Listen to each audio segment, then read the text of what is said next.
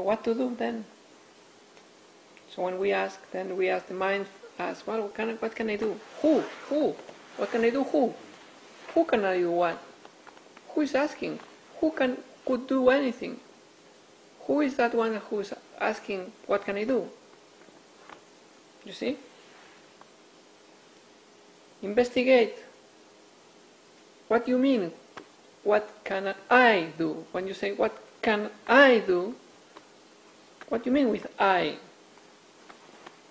You are doing it already. You are the creator of all this, so you are doing it fine. If that's the real I, the infinite. Now if you say, what can I do, Clara? Clara. What Clara can do? No, Clara can do nothing, because Clara is a product. What can a product do? You see? What can the table do? Nothing. The table is done. Clara is done. It's made. Clara is made, is done. It's a product. Appearance is just the movement of the totality within itself with no choice of itself. Each particular element that thought can distinguish within that totality has no particular choice, because has never been a real separated element, so has never been independent, so how can have any choice? How the drop can choose its trajectory in the wind? How can the drop choose its trajectory? Can't. So if you say, what I, Barbara, or what I, Augie, can do, nothing. You can do nothing. Now you, the real you are doing perfect. Because you are amazingly projecting all this symphony, and it's working. It's doing its job. So all answers, in the sense you can do this, you can do that, are concessions to the delusion of the thinking mind. But they are okay too, because they happen to happen within the totality without choice, those answers. Like everything, you see? They are just the natural, spontaneous feedback of one way to another wave. That's natural. The wave bathes the shore and refluxes back to the ocean in a natural way. So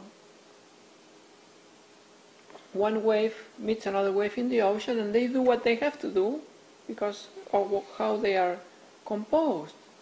So you ask me, what can I do? And maybe I will tell you, do this, do that, even if that's part of the wrong approach, but it's correct if it happens to be the answer, because that's the only answer that can happen in this moment, right? Maybe it's pacifying the mind in that way. It's pacifying the deluded thinking mind that needs to be sure, certain, or confirm about this or that. So giving it support, or crutches, helps. It's part of the movement of the totality. It's part of the script, in other words. But it's from another angle, as point of view, it's just a concession, because eventually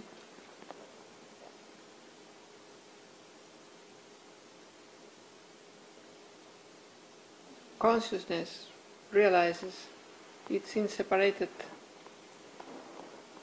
reality from everything, and that never has ever been a choice.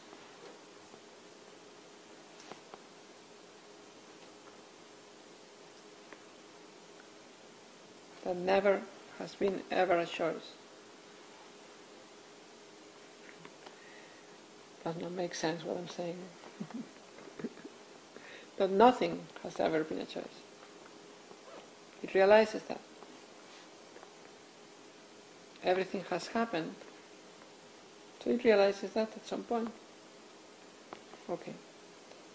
Let's not bore you anymore. What questions you have? Before everyone starts to snort. So, if you remind us sometimes that we're getting a little lazy or a little complacent or our habit mind, we're just in our habit mind, you don't say it, so we'll do something different. You just plant the seed, and maybe something will change, right? I don't have to decide to be more... You can decide, but that decision is already decided. So, that's what I'm saying. You can decide, but apparently you can decide, because the decision you decide is part of the flow of the totality, and it's already decided. All your script is already decided. But the consciousness that informs your form is alive,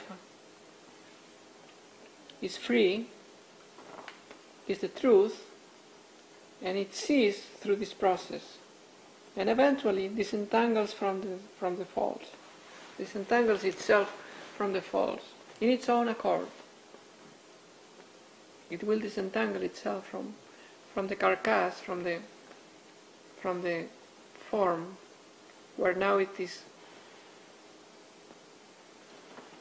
locked, apparently, seemingly locked. No? It will disentangle, it will realize its own unseparatedness and freedom. So, even if the whole phenomena is a script, somehow, could say. The consciousness that incarnates it, it is of the nature of the boundlessness.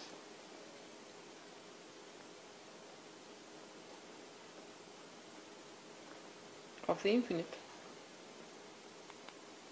So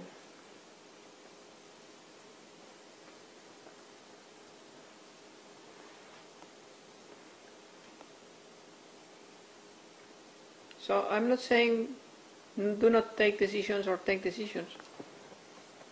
No. I may give you in a particular moment a technique, a practice, a support. But because that's part of the script, maybe, if it happens to happen, that will prove it. So, yes, to complete the response, the reply to your question, my approach, which I am forced to express anyway,